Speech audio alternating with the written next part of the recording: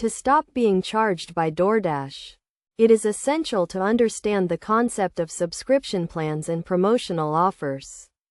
DoorDash often provides users with free trials or discounted membership plans that automatically renew after the trial period ends.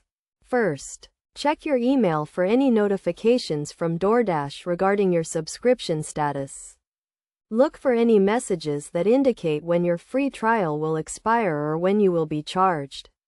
Next, open the DoorDash app and navigate to the account settings.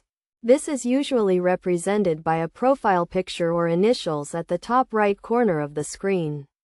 Once you are in the account settings, scroll down to the section labeled Subscriptions or Membership.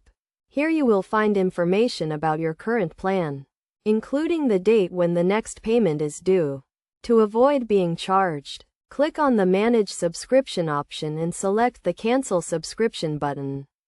Confirm that you want to cancel by clicking Yes or OK. Alternatively, you can also cancel your subscription by contacting DoorDash customer support. You can do this by clicking on the Help option at the bottom of the account settings page and then selecting the Contact Us button.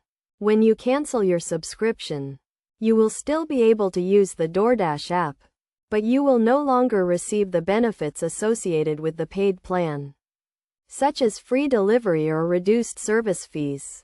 It is crucial to review your bank statements regularly to ensure that you are not being charged incorrectly. If you notice any unauthorized transactions, contact your bank immediately to report the issue.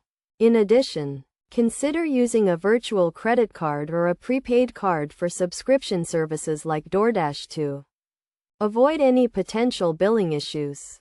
By following these steps and being mindful of your subscription status, you can avoid unwanted charges from DoorDash and use the app on your own terms. Remember to always review the terms and conditions of any promotional offer before signing up to avoid any unexpected costs.